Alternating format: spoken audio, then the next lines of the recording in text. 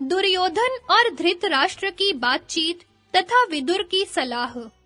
वैशंपायन जी कहते हैं, जन्मेजय, हस्तिनापुर लौटने पर शकुनी ने प्रज्ञा चक्षु धृतराष्ट्र के पास जाकर कहा, महाराज, मैं आपको समय पर यह सूचित किए देता हूँ कि दुर्योधन का चेहरा उतर गया है। वह दिनों दिन दुबला और पीला होता जा रहा है। आप उसके शत्रु जनित शोक, चिंता और हार्दिक संताप का पता क्यों नहीं लगाते? धृतराष्ट्र ने दुर्योधन को संबोधन करके कहा, बेटा, तुम इतने खिन्न क्यों हो रहे हो? क्या शकुनी के कथनानुसार तुम पीले, दुबले एवं विवर्ण हो गए हो? मुझे तो तुम्हारे शोक का कोई कारण नहीं मालूम होता। तुम्हारे भाई और मित्र भी कोई अनिष्ट नहीं करते, फिर तुम्हारी उदासी का कारण? दुर्योधन ने कहा, पिताजी, मैं तो कायरों के समान खा पी पहनकर अपना समय काट रहा हूँ। मेरे हृदय में द्वेष की आग धधक रही है। जिस दिन से मैंने युधिष्ठिर की राज्य लक्ष्मी देखी है, मुझे खाना पीना अच्छा नहीं लगता। मैं दीन दुर्बल हो रहा हूँ। युधिष्ठिर के यज्ञ में राजाओं ने इतना धन रत्न दिया कि मैंने उससे पहले उतना देखा तो क्या, सुना तक नहीं था। शत्रु की अतुल धन राशि देखकर मैं बेचैन हो गया हूँ। श्री कृष्ण ने जो बहुमूल्य सामग्रियों से युधिष्ठिर का अभिषेक किया था, उसकी जलन मेरे चित्त में अब भी बनी हुई है। लोग सब ओर तो दिग्विजय कर लेते हैं, परंतु उत्तर की ओर पक्षियों के सिवा कोई नहीं जाता। पिताजी, अर्जुन वहां से भी अपार धन राशि ले आया। लाख-लाख ब्राह्मणों के भोजन करने पर संकेत रूप से जो शंख ध्वनि होती थी, उसे बार-बार सुनकर मेरे रोंगटे खड़े हो जाते। युधिष्ठिर के ऐश्वर्य के समान इंद्र, यम, वरुण, कुबेर का भी ऐश्वर्य नहीं होगा। उनकी राज्य लक्ष्मी देखकर मेरा चित्त जल रहा है।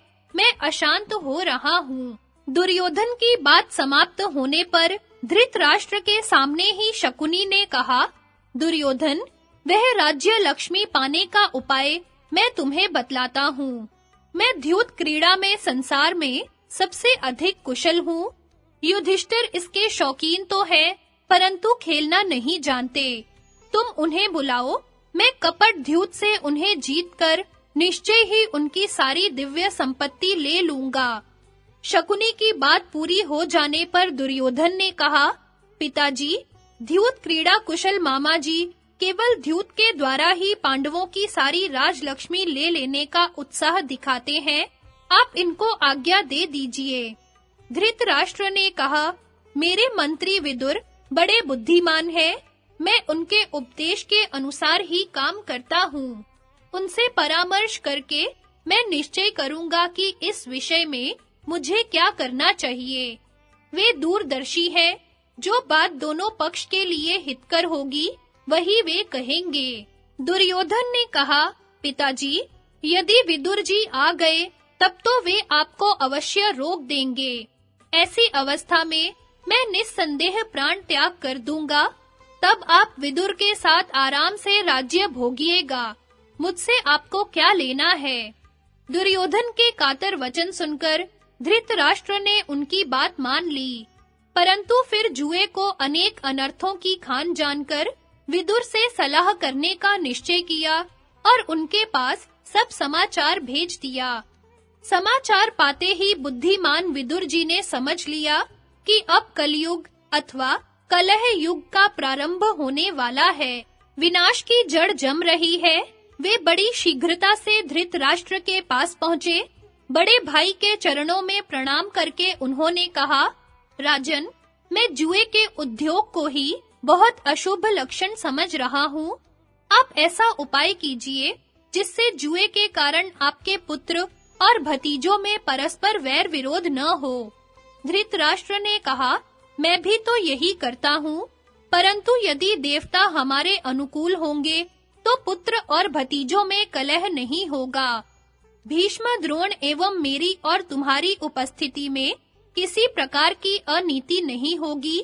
इतना कहने के बाद धृतराष्ट्र ने अपने पुत्र दुर्योधन को बुलवाया और एकांत में उससे कहा, बेटा, विदुर बड़े नीति निपुण और ज्ञानी है, वे हमें बुरी सम्मति कभी नहीं दे सकते। जब वे जुए को अशुभ बतलाते हैं, तब तुम शकुनी के द्वारा जुआ कराने का संकल्प छोड़ दो। विदुर की बात परम हितकारी है, उनकी सम्मति से काम करने में ही तुम्हारा हित है। भगवान बृहस्पति ने देवराज इंद्र को जिस नीति शास्त्र का उपदेश किया था, विदुर उसके मर्मज्ञ है। यादवों में जैसे उद्धव, वैसे ही कौरवों में विदुर। मुझे तो जुए में विरोध ही विरोध दिख रहा है। जुआ आपस की फूट का मूल कारण है, इसलिए तुम इसका उद्योग बंद कर दो। देखो, माता-पिता का काम है हित अहित समझा देना, सो मैंने कर दिया। तुम्हें वंश परंपरागत राज्य प्राप्त हो गया है और मैंने तुम्हें पढ़ा लिखाकर पक्का भी कर दिया है। जुए में क्या रखा है, छोड़ो यह बखेड़ा। दुर्योधन ने कहा, पिताजी, मेरी धन संपत्ति तो बहुत ही साधारण है, इससे मुझे संतोष नहीं है। मैं युधिष्ठिर की सौभाग्य लक्ष्मी और उनके अधीन सारी पृथ्वी देखकर बेचैन हो रहा हूँ। मेरा कलेजा विहर रहा है। हाय, मेरा कलेजा पत्थर का है, तभी तो मैं इतनी बातें करता और सब कुछ सहता हूँ। मैंने अपनी आंखों से देखा है कि युधिष्ठिर के यहाँ नीप, चित्रक, कोकुर, कारस्कार और लोहजंघ आदि राजा दासों के समान विनीत भाव से सेवा टहल कर रहे थे। समुद्र के अनेक द्वीपों, रत्नों की खानों और हिमालय के राजा तनिक देर करके आए थे, इसलिए उनकी भेंट अस्वीकार कर दी गई। युधिष्ठिर ने मुझे ही ज्येष्ठ और श्रेष्ठ समझकर सत्कार के साथ रत्नों की भेंट लेने के लिए नियुक्त किया था, इसलिए मैं सब कुछ जानता हूँ। हीरो, रत्नों और मणि माणिक्यों की इतनी राशि इकट्ठी हो गई थी कि उसके ओर छोर का पता तक नहीं चलता था। जब रत्नों की भेंट लेते-लेते मेरे हाथ थक गए, मैंने क्षण भर विश्राम किया। तब भेंट देने के लिए राजाओं की भीड़ बड़ी दूर तक लग गई थी। मैं दानव विंदु सरोवर से अनेकों रत्न ले आया है और स्फटिक की शिलाएं बिछाकर बावली सी बना दी है। मैंने उसे जल समझ लिया और स्फटिक के गज पर वस्त्र उठाकर चलने लगा।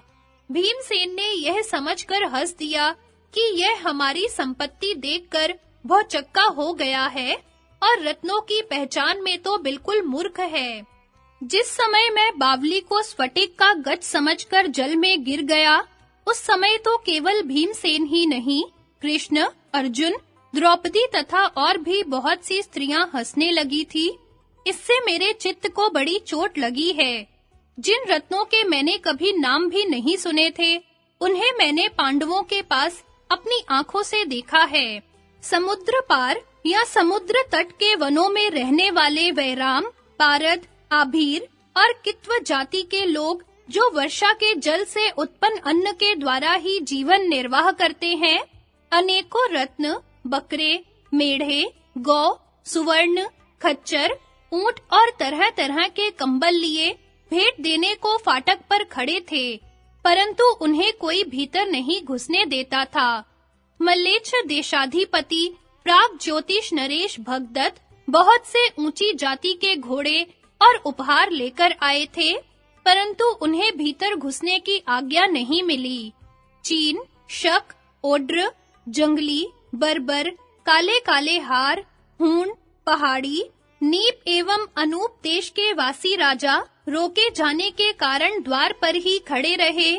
और भी कितने ही लोग दूर तक धावा मारने वाले हाथी, अरबों घोड़े, पद्मों के मूल्य का सेना भेंट में लेकर आए थे, परंतु उनकी भी वही गति हुई। पिताजी, आप तो जानते ही हैं कि मेरू और मंदराचल के बीच में शैलोदा नाम की नदी है। उसके दोनों तटों पर बांसुरी के समान बजने वाले बांसों की घनी छाया में खस, एकासन, अर्ह, प्रदर, दीर्घवेणु, पारद, कुलिंद, तंगण और परतंगण आदि जातियां बसती हैं। उनके राजा डालियों में भर-भर कर चींटियों के द्वारा चुनी स्वर्ण राशि भेंट के लिए ले आए थे। उद्याचल निवासी करुषराज और ब्रह्मपुत्र नद के उभय तट निवासी किरात भी, जो केवल चाम पहनते, शस्त्र रखते और कच्चा फल मूल खाते हैं, उपहार ले लेकर आए थे। कितने ही राजा खड़े-खड़े भीतर प्रवेश करने की बाट देखते और द्वारपाल उन्हें यज्ञांत में आने की आज्ञा करते थे। वृष्णिवंशी श्री कृष्ण ने अर्जुन का मान रखने के लिए 14,000 हाथी दिए थे। पिताजी, इसमें संदेह नहीं कि अर्जुन श्री कृष्ण की आत्मा और श्री कृष्ण अर्जुन की आत्मा है। अर्जुन श्री कृष्ण से जो काम पूरा करने के लिए कहते हैं, वे उसे तत्काल पूरा कर देते हैं। अधिक क्या कहूँ, अर्जुन के लिए श्री कृष्ण स्वर्ग का त्याग कर सकते हैं और अर्जुन श्री कृष्ण के लिए हंसते-हंसते प्राण न्योछावर कर सकते हैं। अस्तु, चारों वर्णों के दिए हुए प्रेमोपहार, विजातियों की उपस्थिति और उनके द्वारा सम्मान देखकर मेरी छाती जलने लगी है। मैं मरना चाहता हूँ। पिताजी, कहाँ तक कहें? राजा युधिष्ठिर कच्चे और पक्के अन्न से जिनका भरण पोषण करते हैं, उनमें 3 पद्म 10,000 हाथी घोड़ों के सवार, 1 अरब रथी और असंख्य पैदल हैं। चारों वर्णों के लोगों में मैंने तो ऐसा किसी को नहीं देखा जिसने युधिष्ठिर के यहाँ भोजन, पान, अलंकार एवं सत्कार ग्रहण न किया हो। युधिष्ठिर 88,000 गृहस्थ सनातकों का भरण पोषण करते हैं। 10,000 उधर्व रेता मुनिजन सुवर्ण के पात्रों में प्रतिदिन भोजन करते हैं। पिताजी, द्रौपदी स्वयं भोजन करने के पूर्व इस बात की जांच पड़ताल करती है कि कोई कुबड़े बौने, लंगड़े लूले भोजन किए बिना रह तो नहीं गए।